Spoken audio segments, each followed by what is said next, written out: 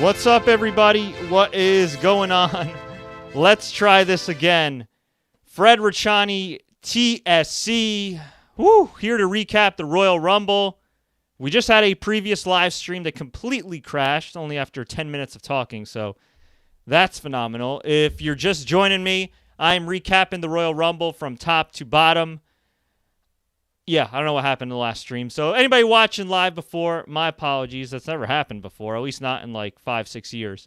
Maybe they didn't like the fact that I was complaining about the men's Rumble finish. But let's just get right to it, shall we? So we had Edge. That's right.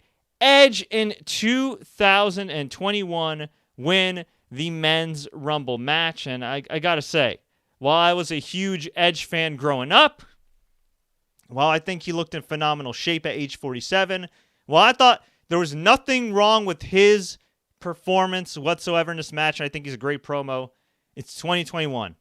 We are long past the expiration date, the starting point, whatever the case may be, what are we going to call it, of WWE having to make new stars and halting this whole thing where you prop up the part-time guys. I'm not one of those people that cries on the internet and disrespects the legends. I don't like to disrespect legends. I think legends are great, especially when you could use them, you know, in the right situations. Like I thought Goldberg was perfectly fine facing Drew McIntyre tonight. But, like, man, you look at the Women's Royal Rumble and you have Bianca Belair. Bianca Belair, who is freaking awesome. She won the Women's Royal Rumble, last eliminating Rhea Ripley. That's great. That's great. I'm perfectly fine with that. That's more than fine with me. However, on the men's side, you had Edge winning, last eliminating Randy Orton in 2021. Oh, man. Crazy. Some people are asking about the live stream. All good? Yeah, we're all good. I don't know what happened there. If you don't know, any new viewers, I'm based in the Northeast. I'm based in New Jersey. And we also broadcast in New York. And the New York, New Jersey area has been getting nonstop snow for the last 24 hours, and it's supposed to continue until Monday and Tuesday. Into Wednesday, possibly. So maybe the snow and a potential power issue doing some weirdness here. But thankfully, we're back up. But who knows? Maybe it's the Fiend. On my previous stream that crashed, I was like, hey, well, I'm not a fan of Edge winning. At least the Fiend wasn't in it. And then, of course, I jinxed myself, and the Fiend did some hocus pocus. So thank you, Bray Wyatt, for that instant karma. So I guess we'll start at the top here with the men's Royal Rumble match. We'll go over who got eliminated, who won, yada, yada. And then we'll make our way down as well. But the big news y'all need to know as you're tuning in at the beginning is that Bianca Belair is your Women's Royal Rumble winner, and Edge at age 47 ran the table at number 1. He is your Men's Royal Rumble winner, all right? So, let's start this. This is interesting. So, we started off with Edge and Randy Orton, who both lasted 58 minutes and 30 seconds, sort of. I say sort of because Randy Orton was, quote-unquote, injured by Edge and had to be helped to the back, so he was in the backstage most of the time. Edge, who's older than Randy Orton, again, at 47 years young, was in this match for nearly an hour. We then had Sami Zayn at number 3. He was eventually eliminated by Big E. We had Mustafa Ali. He was also eventually eliminated by Big E. Jeff Hardy. Then Dolph Ziggler, who eliminated Jeff Hardy. Then we had the big red Republican Kane, a.k.a. Glenn Jacobs, a.k.a. anti-mask, unless I'm wearing it in the ring, which makes absolutely no sense, a.k.a. the insurrectionist douchebag supporter who hasn't skipped a meal lately. He inexplicably eliminated Dolph Ziggler. He eliminated Ricochet. I don't get that. And actually, I'm kind of out of order here, but whatever. I'm ticked off about Kane. So we had Dolph Ziggler next. He was eventually eliminated by Kane. Then Shinsuke Nakamura, who was eliminated by Baron Corbin. Carlito appeared at number 8.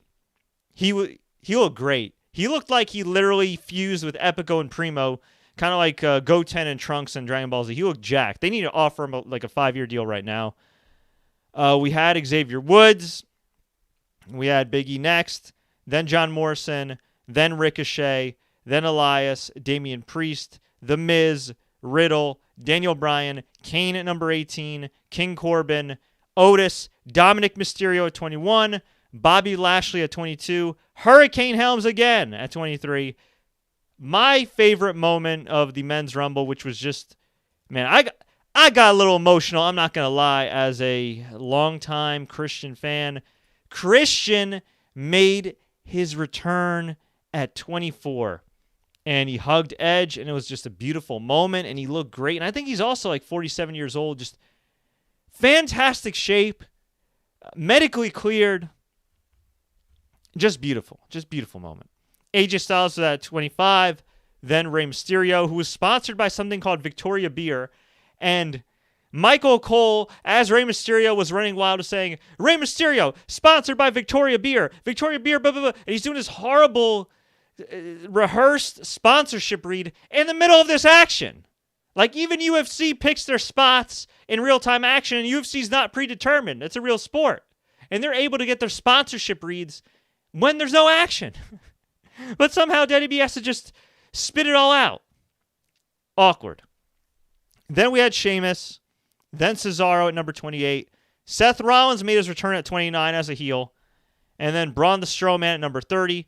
By the way, Rey Mysterio was eliminated before he could confront Seth Rollins. Rey Mysterio magically grew his eye back. So I guess that's what Victoria Beer does for you. It makes you grow your eye back, which is freaking awesome. Okay, cool.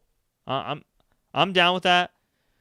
Okay, let's see what else we got here. So let's go through the actual eliminations. I got them right over here. So we had Ziggler eliminate Jeff Hardy, Big E eliminate Sami Zayn, Ali eliminate Xavier Woods, Big E eliminate Ali, Elias eliminated Carlito, Damian Priest eliminated Elias and Miz, and Morrison. He looked great. Kane eliminated Ziggler and Ricochet. I don't really care so much about Ricochet because, it's an anti-mask versus anti-mask crime, but I don't know. I guess I would have rather seen Ricochet eliminate him. Damian Priest did us all a favor and eliminated Kane. We did have a brief Team Hell No reunion where he did the hug, so that was cool, although Daniel Bryan's got to be careful. Kane might be a super spreader. Baron Corbin eliminated Nakamura. That was BS. Corbin eliminated Otis in like a minute. Poor Otis. He went from being like Vince McMahon's crown jewel to just a geek now. Dominic Mysterio eliminated Baron Corbin. That was cool. Lashley came in, destroyed Dominic Mysterio, eliminated him, eliminated Priest. Hurricane Helms tried to chokeslam Lashley and Big E. He was eliminated by both of them. Big E, Riddle, Bryan, and Edge all eliminated Bobby Lashley.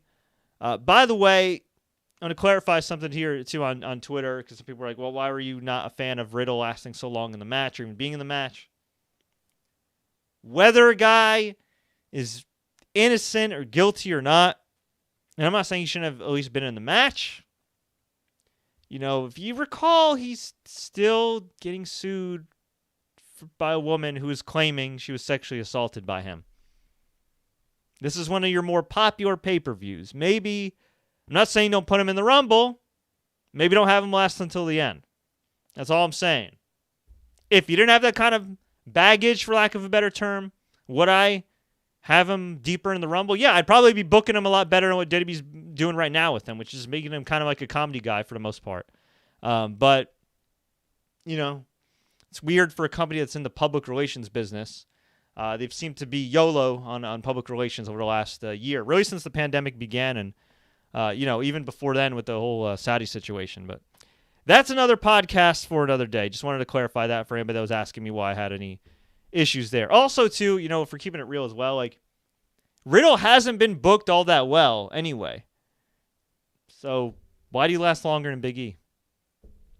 Yeah, I don't understand that. We had Big E eliminated by Omos, or Omos, the giant dude that bodyguards AJ Styles. Even though he's not in the match, he did it on behalf of AJ. Then Mysterio was eliminated by Omos. And then Strowman at number 30 eliminated Cesaro. Ugh. Eliminated Sheamus. Ugh. Eliminated Styles. Ugh. Rollins eliminated Bryan. Ugh. Rollins also eliminated Riddle, who, ironically enough, pissed off Rollins for the longest time because, one, Riddle just doesn't know when to stop yapping. I'm all for guys calling their own shots in the media and stuff if you want to have a match, but there's some ways to do it, right? Also, a couple years ago, his wife, for some strange reason, was on social media on Instagram and critiquing WWE women's wrestlers' bodies, including Becky Lynch's. And I'm not saying that's the main reason Seth was like, I don't want to work with this guy, but for a while, Seth was publicly like, I ain't working with this guy. So kind of ironic that not only did they work together, but he eliminated him. Rollins eliminated Strowman. Rollins eliminated Christian. Edge eliminated Rollins. And then Orton snuck up behind Edge, hit an RKO, tried to eliminate him. And I was thinking, oh, God, we're going to get Randy Orton having a third Royal Rumble win. And instead, it was Edge. So, nice surprise. I want to say it's a great surprise. Nice surprise. Look, Edge is at least a big star.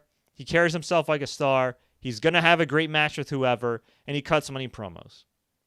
But again, on the men's side of things, they are desperate for a rising young star. And please do not tell me Bray Wyatt. Fiend, he looks cool. There's some cool stuff.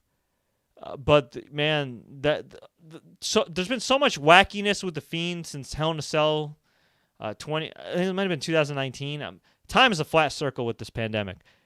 Whenever that Hell in a Cell match was with Seth Rollins, I guess it was 2019. Ever since then, I'm just like, I'm over this guy, man. Like, he's just... When's the last time he's had a good match? Seriously. I mean, maybe a good match with Bryan. When's the last time he's had, like, a great match? I think Bray Wyatt's capable of still having a great match. But with his current gimmick, which he has a lot of creative input in, man, leaves a lot to be desired. So I don't think he's the answer here. Somebody said, what would you have thought if John Cena won the match? I'll say this. If they didn't do Roman Reigns versus John Cena at a random No Mercy pay-per-view a few years ago, I actually would have been cool with that because that would have been a legitimate dream match. But because they just threw that match away like 2 years ago, not even on a Big Four pay-per-view, I wouldn't do that. I mean, I guess you could have done it if you want Cena to put over Drew McIntyre, but I think Edge would give him a better match at this stage. And Edge is clearly, still training like a full-time wrestler. Cena's in great shape, but I think his sights right now are pretty much on acting, and rightfully so. He's doing a great job, as is Edge. So overall, a decent. I would say decent. I'd say a good men's Royal Rumble, but just a little all over the place. Some of the usual tropes. And I just think really it's not that Edge is a bad winner. It's just that there were a lot of missed opportunities. I mean, even Bobby Lashley winning. I know Bobby Lashley's not a young guy, but he looks great for his age. I mean, that dude doesn't age at all. Like, I think even Bobby Lashley would have been good. And you do Drew McIntyre, Bobby Lashley again. Seriously, I would do that. I don't know. I think you just have a lot of opportunities there. And yeah, I don't know. It's, again, he's not a terrible winner. But he's not the best winner. So anyway, we started out the show with the pre-show, the kickoff, where Nia Jax and Shayna Baszler defeated Charlotte Flair and Asuka to regain the women's tag team titles. That wasn't bad at all. We also had in the opener Goldberg versus Drew McIntyre, and those guys started out at a feverish pace. They brawled on the outside. And Drew McIntyre got speared through the barricade. I love Goldberg, but everything just kind of seemed a little more slow motion than the last time that he was in the ring. And look, let's keep it real. Goldberg's an older guy now. He's an older dude. And, he definitely seemed a little winded. There was a jackhammer he did that did not look like a jackhammer. It was really rough. It looked more like a hammer as opposed to a jackhammer, but he did end up getting him up. And a lot of near falls, short and sweet, Claymore kick. Kick out. Drew McIntyre eventually hit another one, got the win. Other than poor Goldberg looking just completely winded at the end, and other than the jackhammer that almost didn't end well, Goldberg and Drew McIntyre had a fun 5-minute match. I mean, maybe not fun for Goldberg. And afterwards, Goldberg was just, I mean, the guy looked like he was going to collapse. I mean, he practically was. He was taking a knee at the entrance ramp. Now, you could say maybe it's he's selling or whatever, but I'm sorry. I've seen Goldberg sell a few times. I've never seen him take a knee. So, man, there was a part of me that almost thought maybe he's in the Rumble. Maybe he's selling so much to make you think he's going to come back later for the Rumble. But no, he went to the back and hopefully got some oxygen. And hopefully he's okay. I'm assuming he is. But damn, like, I get it. You're in your early mid-50s and Vince McMahon's offering you millions of dollars to wrestle a couple matches a year. I would do the same damn thing if I was Bill Goldberg and look like Bill Goldberg. But I don't know. You really are playing with fire a little bit. The older some of these guys get, and the more often you put them in the ring, you're playing with fire. I mean, they're really lucky in recent years like that. The Undertaker didn't. I mean, seriously, like Undertaker had a severe concussion like 7 years ago at WrestleMania and continued that match. I mean, he could have had a brain hemorrhage or something crazy. I mean, he got dropped on his head against Goldberg, ironically enough. In that match at I think it was Crown Jewel, and I think Goldberg got injured in that match too. I mean, we saw ironically enough, another Saudi Arabian match. We had DX versus the Brothers of Destruction. A couple of the guys got injured there. Like, you could only play with fire and idiot-proof. I hate to say idiot-proof, but idiot-proof wrestling matches so much. With some of these guys, man, especially when they're used to competing at a high level, at a hard-hitting level. So, I guess crisis averted. Mission accomplished. Drew McIntyre got put over by the big star. Goldberg got paid. And, again, Goldberg worked really hard. Wasn't lazy at all. Just, look, man, father time catches up with everybody unless your name is Tom Brady.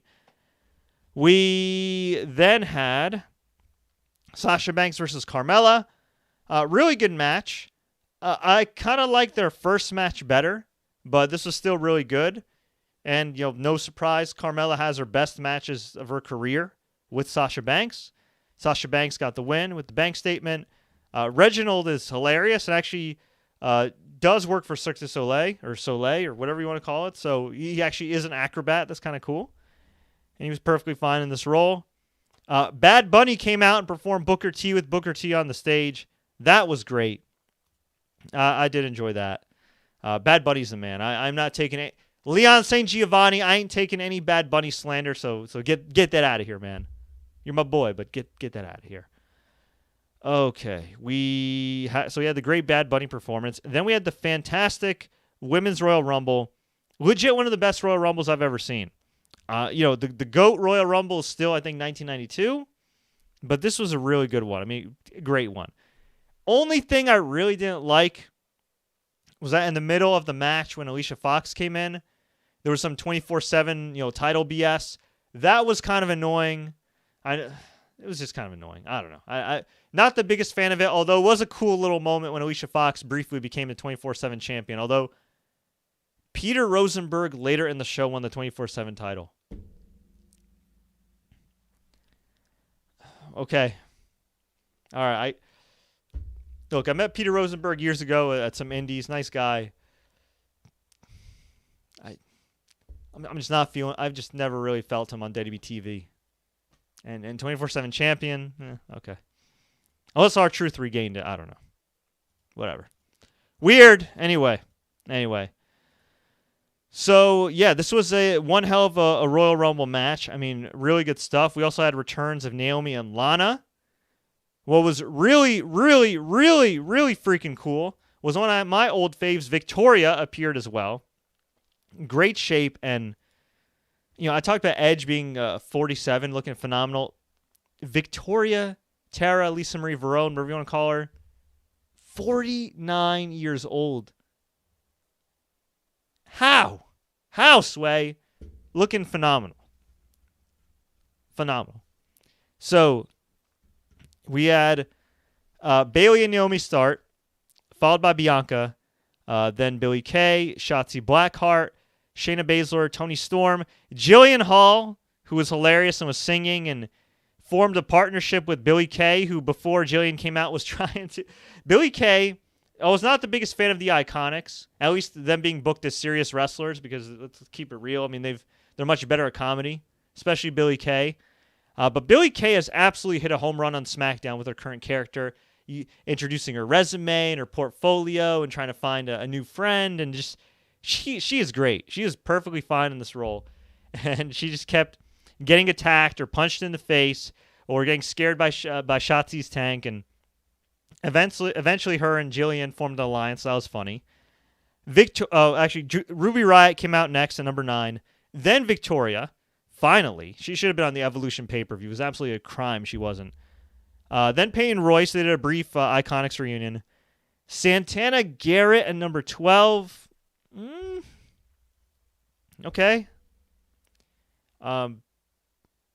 Yeah, I don't know. I mean, she's perfectly fine in the match. She's been around a long time, talented performer, and everything. I do think there's definitely been some women in NXT that have really kind of outshined her, though. Maybe it's just the booking or whatever, but I'm thinking like Raquel could have been awesome in this spot right here. Or, Io Shirai, but hey, well, whatever. Bottom line is they have a deep, deep roster of women. Liv Morgan, number 13. Rhea Ripley, number 14. Charlotte, number 15. Then Dana Brooke. Then Tori Wilson. Then Lacey Evans, who came out with Ric Flair in Ric Flair's robe, or I guess Charlotte's robe. Then Mickie James, who looked awesome. Nikki Cross, who has some weird new theme music that's way too upbeat for Nikki Cross. Then Alicia Fox. Then Mandy Rose. Then Dakota Kai. Dakota Kai, by the way, of NXT. Carmella. Tamina, who I guess got the number 25 slot in a match with Natalya on WWE Backstage, which I didn't even know was still around, on Saturday night. You might as well have done the match on Bite This or Livewire. Then it was Lana who returned. Then Alexa Bliss. Then Ember Moon. Then Nia Jax. And then number 30, who beat Tamina to get the last spot, was, and I got love for this woman, but come on, man. Natalya, number 30. Very anticlimactic. I thought she was getting at R-Truth, but no. So Shotzi, there were a lot of women in the ring, before there was elimination. Shotzi got eliminated by Shayna. Billie Kay eliminated Jillian Hall. Liv Morgan eliminated Billie Kay. Rhea Ripley eliminated Toni Storm, her NXT rival. Shayna Baszler eliminated Victoria. Ripley eliminated Santana Garrett. Bayley eliminated Ruby Riott. Peyton Royce eliminated Liv Morgan. I really feel like there's some untapped potential with Liv Morgan. I'm not saying she's like the best wrestler, but she's got a personality, and she's clearly got a real passion for this business. And she's got a real, like, big online following, is really well liked backstage. Also, she's from my other hometown of Elmwood Park, New Jersey. Shout out to her, 16th Avenue School represent. But I don't know. I feel like they could just do a lot more with this gal, and they just, I don't know. They keep cutting out the legs from underneath her. The original gimmick Paul Heyman had her do was kind of weird, but I don't know. I think she's got real potential, and they just keep cutting the legs out from underneath her. Mandy Rose, too, by the way. I thought if you told me 5 years ago Mandy Rose wouldn't be a huge top star by now, I'd say you're crazy. And Mandy Rose isn't a huge top star now, so that's kind of weird, too. So anyway, Liv Morgan eliminated by Peyton Royce. Rhea Ripley eliminated Dana Brooke. Charlotte eliminated Peyton Royce. Shayna eliminated Tori Wilson. Bianca eliminated Bayley, which Kevin Dunn, the worst director in all of live TV, completely missed the elimination. Just like he missed the spear last year with Edge's first spear in 9 years. And then this year, I think they missed a couple eliminations, including this one. And they missed Edge spearing a guy. I don't know. Some dudes just fail upwards. It's amazing. Anyway, where was I? So yeah, Bianca Belair eliminated Bayley. Mandy Rose eliminated Alicia Fox. Alicia Fox, by the way, when she did come in, R-Truth was just chasing her, being chased by the geeks, and then she rolled up R-Truth for the win. Then she got eliminated. R-Truth pinned her. Mickie James was eliminated by Lacey Evans. Boo! Rhea Ripley eliminated Dakota Kai and Mandy Rose. Carmella eliminated Nikki Cross. Reginald tried to catch Carmella, but dropped her. because he was attacked by, I believe, Tamina. Ripley eliminated Alexa Bliss, who started to no-sell, and they had the weird sound effects, and people thought she was going to do the Exorcist thing, but they eliminated her before she could do that. Have I mentioned I'm sick of The Fiend and all this stupid hocus-pocus stuff? And before people say, well, The Undertaker and Kane. I'm not a fan of Glenn Jacobs these days, but The Undertaker these days, he's kind of embarrassing himself in some of these media interviews, but The Undertaker and Kane in their primes were some of the scariest people imaginable to teens and little kids like myself back in the day, all right? Bray Wyatt ain't that. Sorry. He's not. He's not. Plus, it's 2021. A lot of people can see through this stuff. Come on, man. Undertaker and Prime Kane were, like, super protected, too. Anyway. So, yeah, Alexa Bliss got eliminated. Shayna eliminated Lacey Evans. Nia Jax eliminated Ember Moon. Naomi was eliminated by Shayna Baszler and Nia Jax. I thought Naomi should have been in, like, maybe the Final Four or something. You know, her Royal Rumble video last year, her entrance went viral. You know, and she's a much bigger star than she's ever given credit for. But it is what it is. Shayna Baszler and Nia Jax eliminated Tamina. Nia Jax eliminated Shayna Baszler. Lana eliminated Nia Jax. Natalya eliminated Lana. Bianca eliminated Natalya. Bianca eliminated Natalya. And then we had Bianca and Ripley versus Charlotte Flair. Bianca and Ripley eliminated Charlotte Flair. And then we had a phenomenal last exchange between Ripley and Belair. Belair eliminated Ripley. She cried. There was fireworks, pyro. Caleb Braxton interviewed Bianca Belair. And God bless Kayla. She's a talented broadcaster. But whatever dialogue they gave her tonight was just, I mean, it was wooden. It was as wooden as this freaking desk. But, you know, Bianca Belair cut this beautiful promo, and she's crying, and we're real tears, and she said, telling Mom, Dad, my husband Tez, I did it. I'm going to WrestleMania. Just beautiful. A star is born in Bianca Belair. That is how you make a star. I never understand why they don't do this with the Men's Royal Rumble. It's not that hard. Put a young guy on the rise, or maybe somebody that's been around a while that you want to take to the next level, and just have him win the Royal Rumble. It's great that a guy like Damian Priest got a lot of eliminations and Big E got some shine too. That's fine. That's cool. But if you have a chance to go all the way, why not? You got fixed TV deals that are paying you billions for the next 5 years. You can take the damn risk. But such is life. At least they hit a home run with the Women's Royal Rumble. And then we had Roman Reigns versus Kevin Owens. Last man standing match. This match was fan-freaking-tastic. Really crazy, too. I mean, just really crazy stuff here. Kevin Owens did a flying senton on Reigns off of a forklift. I mean, there were just a bunch of crazy spots, a bunch of crazy bumps here. Really, like, I don't know. These guys killed each other. I don't know what you want me to say. These guys just busted each other's asses. This is one of the... There was also a frog splash as well that Kevin Owens did through a table off of a bunch of boxes. The forklift spot was absolutely insane. The swanton bomb. Roman Reigns threw Kevin Owens through some of the screens as well. Speared him through the stage. Excellent match. Excellent match. Finish came. It was a little confusing.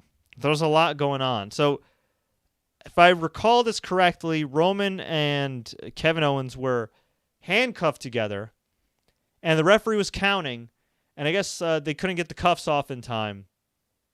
So the referee just stopped counting. He made an executive decision, but hey, you got to do that sometimes. Awkward finish. And then Roman choked him out and ended up being the last man standing. I guess the right guy won. I mean, I love Roman Reigns and his character. The only thing is Kevin Owens, the supposed top babyface, is now 0-3 against Roman Reigns in title matches. I think this would have been perfectly fine for Kevin Owens to win the title without pinning or submitting Roman. And then you could just do a title switch to the next pay-per-view, but at least give the babyface some shine because, again, 0-3. But, you know, if you kind of want to be, giving Roman Reigns that monster push, if he's supposed to be, the guy, the dominant dude, The LeBron James, I mean, there you go. There's a lot of dudes that are 0-3 against LeBron. Makes sense for, I guess, for Kevin Owens to be 0-3 against the LeBron of WWE, and that's Roman Reigns. So that made sense. And then we had the Royal Rumble. So overall, I got to give this Royal Rumble a thumbs up. Again, even if I don't like the Edge finish too much, the really, really entertaining pay-per-view. Honestly, I'd say every pay-per-view since that stupid Extreme Rules show, other than the ending of TLC where they lit Bray Wyatt on fire, which was just dumb as hell, they've had a string of real... And actually, Survivor Series was kind of boring. I'm not going to lie. Survivor Series was kind of boring. Other than Survivor Series and the ending of TLC, they've had a really good to great string of WWE pay-per-views. And it boggles my mind, like, how is this the company that also books Raw? How is this the company that at least books a pretty decent to good SmackDown, sometimes great, and a horrible Raw? How's this the same company that books the Women's Royal Rumble to perfection and the Men's Royal Rumble to malaise? I don't know. I can't explain it, but thumbs up. And if you're somebody like me that doesn't watch a lot of the TV anymore, other than some clips here and there and some matches you need to catch, but catches the pay-per-views all the time, I think, honestly, that's a good way to go because Raw is a chore. Although, in theory, it should get better at WrestleMania season. But we shall see. So let's go to some of the comments here. Do you think Christian is coming back part-time? I'd like that, but I don't need to see him wrestling like every week or anything. I mean, part-time, if you mean like once every few months, sure, that'd be cool. Mr. Loki said Edge is a cool winner because it's better than Goldberg. I mean, that's a low bar, though. Mr. Racer, will WrestleMania have a crowd? It's believed WrestleMania will have at least a little bit of a crowd. They're running in Raymond James Stadium. For those that don't know, I covered the Tampa Bay Buccaneers who play at Raymond James Stadium. And they've had, I think, like up to like 11,000 fans at one point. Maybe more at this point. Obviously, a bit spread out as Florida wants because, Florida's COVIDville.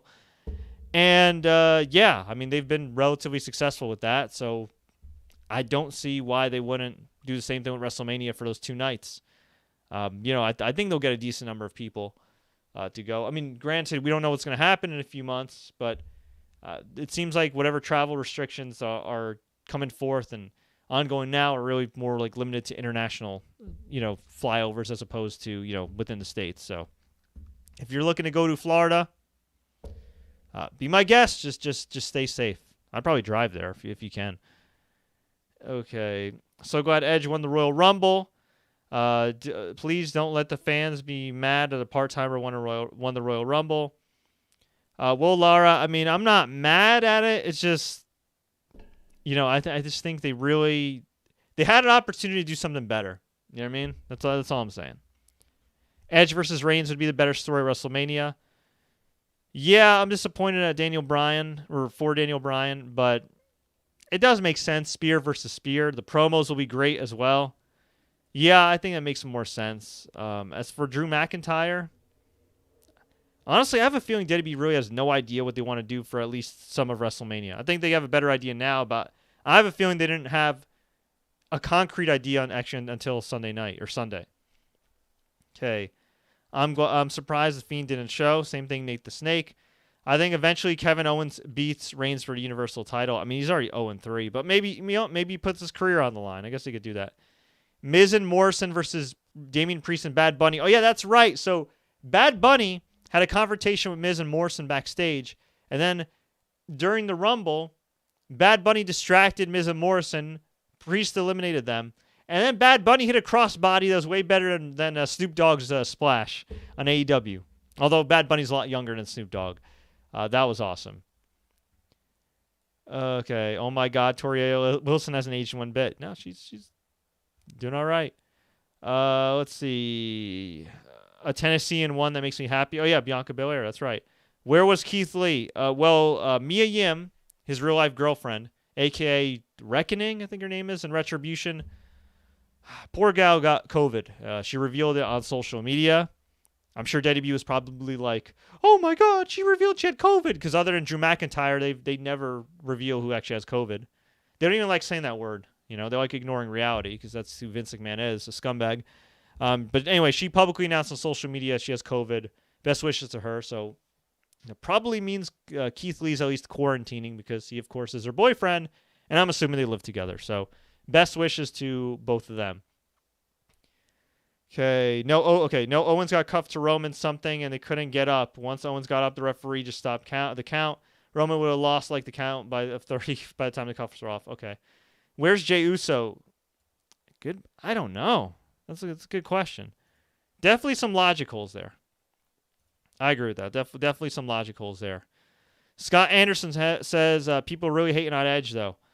I mean, I'm not hating. I know you're not referring to me. I'm not hating. But I do think, again, if you have the opportunity to do something better, I don't know. Well, we know what Vince McMahon likes to do during down periods in the business. Maybe not down periods for the actual money he's getting, but down periods in terms of interest. He likes going with the old reliables, and he likes going for big guys. Right? So this is a very Vince McMahon move. Again, Edge, in terms of match quality, promo quality, especially if he's not going to have another stupid stipulation match, right? I think he'll be perfectly fine. I think actually it'll be great. Like, I didn't like his WrestleMania match last year because it's just, there's no need. There's no need for a last man standing match. I went way too long, and I liked his other match with Orton, the one where he actually got injured, and much better. That was a fantastic match.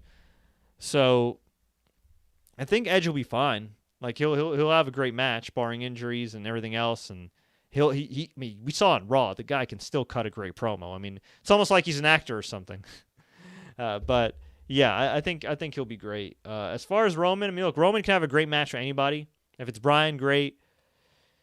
I don't know. What if Edge does go to SmackDown, which by the way was his original home back in the day, or at least the brand he was synonymous with back in the day? Who do you put Drew with? I don't know. It'll be interesting. You know what? I'm actually kind of surprised that Brock Lesnar didn't return.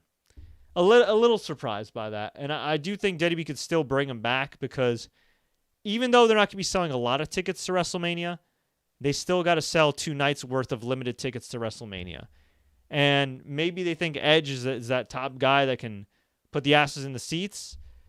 And look, maybe the WrestleMania name will just bring those fans in. But in case they want to, make sure they really have some asses in the seats, maybe bring back Brock Lesnar. It wouldn't make sense from a storyline standpoint. You don't have to have him win, kids. Don't panic. But you could bring back Brock Lesnar and do Brock Lesnar Roman Reigns with Paul Heyman in the corner, and you don't know which way Paul Heyman's going to lean. I mean, you could do that. It would make sense. I'm just saying. It would make sense. Even Drew McIntyre versus Brock in front of an actual crowd would make sense. And Brock Lesnar is younger than a lot of these other guys that are quote-unquote part-timers and was pretty active last year. So you could do that too, but we'll see. Brock does have a very high price tag, though. But then again, they also just got paid another $1 billion to fail upwards, so they could afford Brock. But I understand why some people wouldn't want him in. Okay, Roman was handcuffed to a light pole and ref got to a 9 count, and then Reigns pulled the ref into the pole and knocked the ref out so he can not continue to count. Okay, there we go. Yeah, a lot going on. Will Roman rematch Kevin? I guess they could always do it. I mean, they never like to end feuds. They like to beat him to the ground. So, sure. I mean, Randy Orton and Drew McIntyre had 4 or 5 matches before they ended that feud. So yeah, sure, why not? Okay. Surprised either Jimmy or Jay got involved in the match. I agree. I need Edge and Christian versus Reigns and Jey Uso. That'd be fantastic. Drew versus Sheamus or Drew versus Cena. I actually would like to see Drew versus Sheamus because, you don't just have to bring in a top guy, a former top guy, or a past top guy and put him against Drew. You can, do the tried old tale of his best friend turning on him, and do that as a blood feud for WrestleMania, and they'd have a great match. But, Sheamus is also a guy who's 43, been around a long time. I happen to like Sheamus a lot, but, I do concede that Edge or Cena is the sexier pick there. Charlotte has been awful since her return and is no-selling like crazy. I'm not going to beat her up too much on the no-selling because I do think that that's probably being told to her by somebody backstage. Her matches have been sloppy, though. I'm not going to totally blame her, because she had a natural selection spot where I think Peyton Royce screwed it up. Lacey Evans, I think, screwed one up. Her timing's definitely been off. She it goes both ways. She's had some bad luck with some of these spots, but she also hasn't looked great either. Still athletic. Physically looks fine. I'm not talking about physically. I'm just saying as far as just the spots and the coordination, there's something off. But it's WrestleMania season, and she usually kicks it up a notch WrestleMania season. I think she'll eventually get back in gear. Who knows? Who knows though? Maybe she'll keep slumping, but we'll see. John Cena needs to win the IC title. I don't think he needs to win the IC title. Although, you could do John Cena versus Bobby Lashley. I guess that'd be kind of fun. They had a great match, 14 years ago at Great American Bash 2007. A forgotten great match. If you're on the network, go back and watch that. Great match. So, yeah, anyway, overall, a hell of a Royal Rumble. WWE, if you don't know, is getting paid $1 billion to transfer everything from WWE Network to Peacock for the next 5 years. For anybody that's an existing subscriber, you could pay $5 a month with ads on Peacock and this is for just the States, by the way, and you can get NBC Universal content, like The Office, which is one of my all-time favorite shows, along with WWE content for $5 a month. Or if you pay $10 a month, you get an ad-free experience on Peacock, which is, if you don't already know, NBC Universal, their logo is Peacock, streaming service is called Peacock. For $10 a month, you get an ad-free experience. So, yeah, not bad. Not a bad deal for the fans. Although I do think from a creative perspective, this does hurt the fans because there's now less incentive for WWE to necessarily try to make a new star. Because they'll say, well, we got $1 billion. It's easier for Vince McMahon to go with an Edge than it is to go with, say, a Big E right now. But whatever. At least we got one. We got Bianca Belair. Okay, we got a star in the making in Bianca Belair. She's publicly called her shot. She wants Sasha Banks at WrestleMania. She thinks it'd be an important event in wrestling history and Black history. I think it'd be a beautiful moment. It'd be a great match, a historic match. I think it'd be great. Very inspiring match, and yeah, two women with girlhood dreams and headlining WrestleMania, especially as the main event. Whew, can't get any better than that. So, yeah, and plus I think Sasha Banks was like the wrestler of the year last year. So, shout out to her. All right, let's see. One more. We'll take one more question here. What's your wild prediction for 2021 in WWE? My wild prediction for 2021. Oh, okay. That's tough. That is tough. Wild prediction. You know what? I am going to say, I don't know. That's a tough one. I don't know if there's any wild prediction. I want Bianca Belair to win the title. I don't think it's really a wild prediction or anything like that. If I have to go out on a limb, you know what? I'm going to say that WWE will be in the process of getting purchased. They might already be now. It'll make it complicated because of the Fox deal. I think NBC Universal might as well buy them since they're already spending so much money on them. But I'm going to go with that. I'm going to say by the end of the year, there are going to at least be offers. There are going to at least be offers to buy WWE. What that means for the Fox deal, I don't know. I'll say another thing. Maybe NXT will move to Peacock, and they'll save face with NXT getting slaughtered in the ratings by AEW by saying, "Oh, now with Peacock, you also get NXT." Those are my predictions. And you know what? One more run for Carlito, according to JB. There you go. Cool. All right. Anyway, folks, if you enjoyed this review, thank you so much. Please like, share. Don't forget to subscribe and turn on notifications for more updates like this. If you love football as well, it's Super Bowl week, and I'll be virtually covering the Super Bowl. Yes, that's right. For the first time, we're virtually going to be covering the Super Bowl, so we'll have plenty of press conferences, interviews. As far as wrestling goes, we'll definitely keep you posted on the road to WrestleMania. Until then, as always, folks, enjoy the matches, and please, please stay safe. Love y'all.